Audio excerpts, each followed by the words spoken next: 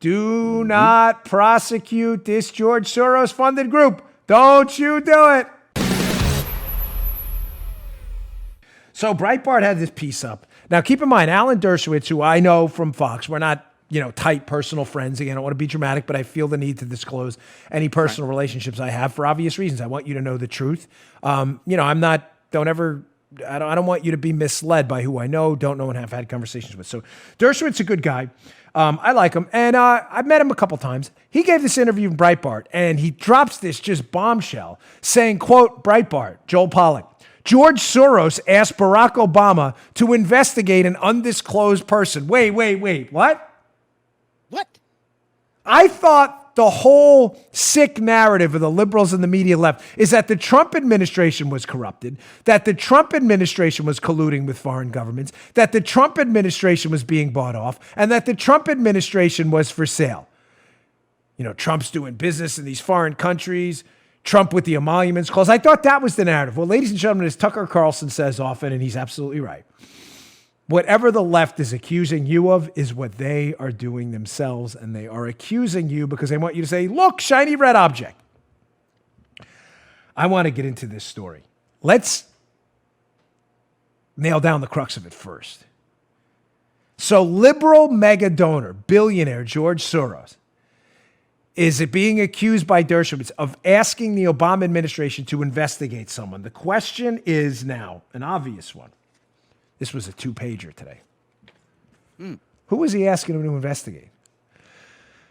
Well, I have my theories on this. Now, Dershowitz says he has an FBI 302, which is a written summary of an interview the FBI did. The 302 is the form number. And in there, he claims to have evidence of this ask by Soros to investigate someone, which, ladies and gentlemen, would be a big deal if true. He hasn't given up the name. Who is it? Who is he asking to investigate? The clues are everywhere. Now, let's go back to a John Solomon article from a little while ago. We're going to go through this. Keep it in mind.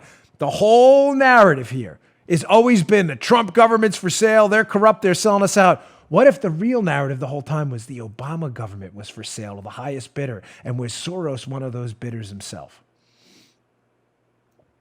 Let's go back to this John Solomon piece for some background on who this person could be and why it may matter who this person Soros was asking Obama to investigate.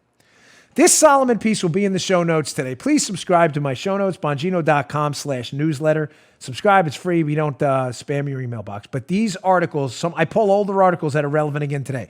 This John Solomon piece we've used often is now perfectly tied to today's news. This is evergreen because we're trying to find out who did Soros ask Obama to investigate. Why does it matter? Check this piece out. Again, be up in the show notes today. Worth your time.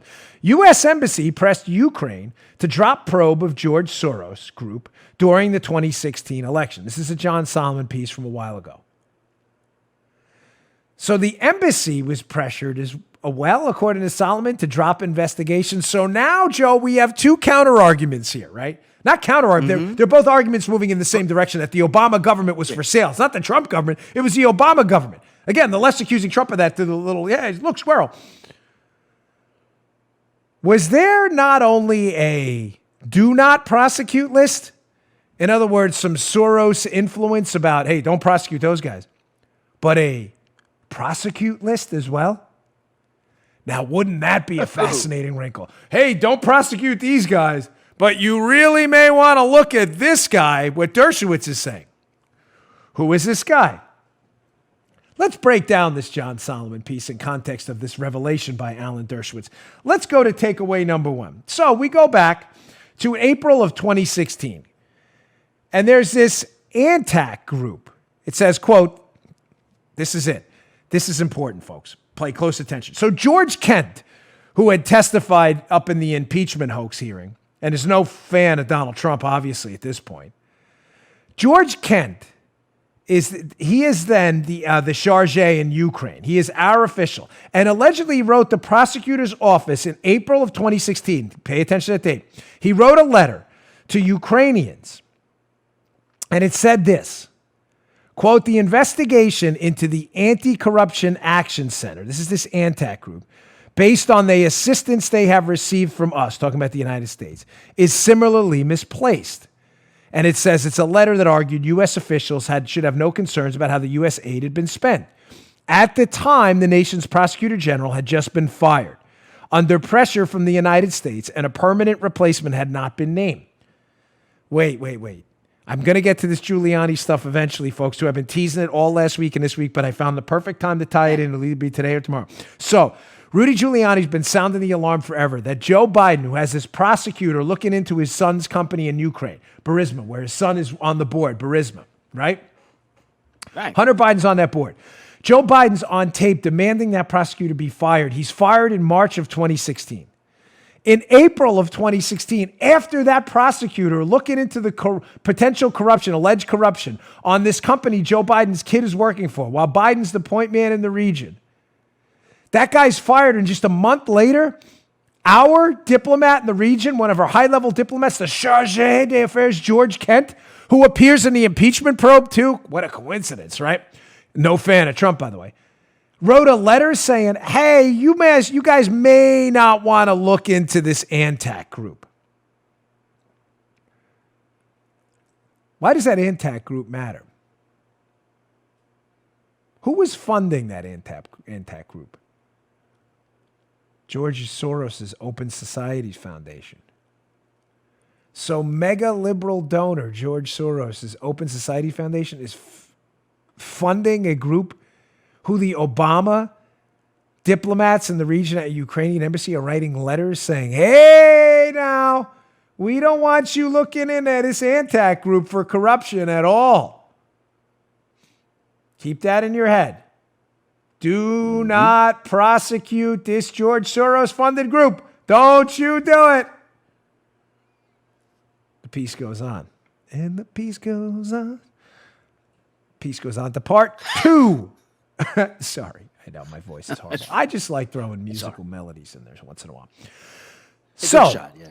Thank you, buddy. So Litsenko, who was the fired prosecutor, told Solomon he was stunned when the ambassador, Marie Yovanovitch at the time, our ambassador over there in Ukraine, quote, gave him a list of people who we should not prosecute. I thought that was a myth, the do not prosecute list. The list included a founder of the ANTAC group. Oh, this is going to get good. And 2 members of parliament who vocally supported the group's anti-corruption reform agenda, according to a source directly familiar with the meeting.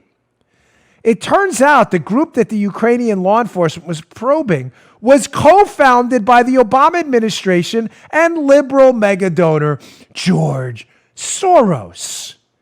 And it was collaborating with the FBI agents investigating then-Trump campaign manager Paul Manafort's business activities with pro-Russia figures in Ukraine. Folks, if this case got any uglier, dude, I'm busy working on my second book now on this topic. I've written a lot of books, but my second book on this topic, I don't know what the title of it's going to be, but it is going to be a book about following the money and following the connections. Spygate and the impeachment hoax, ladies and gentlemen, are the same scandal. They are the same players.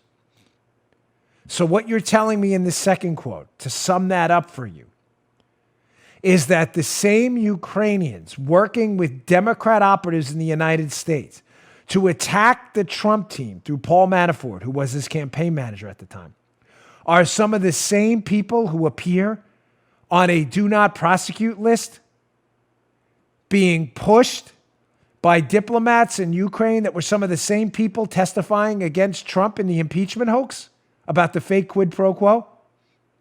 Is that what I'm telling you? Yes, that's exactly what I'm telling you. You just heard The Dan Bongino Show. You can also get Dan's podcasts on iTunes or SoundCloud. And follow Dan on Twitter 24/7 @DBongino.